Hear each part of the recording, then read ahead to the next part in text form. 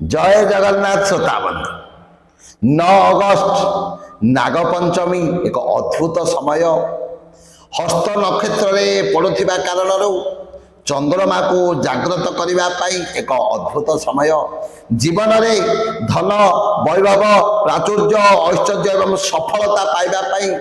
एक अद्भुत समयटे तेणु आपण मानक गोटे चमत्कार प्रतिकार कहूँ करंतु देखिए आपणकर जीवन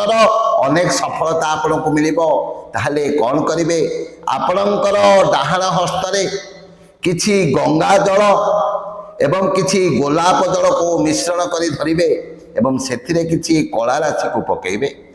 पकई सारिबा परे आपणकर बाम हस्तर काणी आंगुठी को सही ऊपर रखी दुई थर कौन करेंगे बाम पट को बुलेबे कहीं दुई थर बुलेबे चंद्रंकर अंक है 2 आप दुई थर बुलेबा परे शिवलिंग उपर अर्पण कर दियंतु।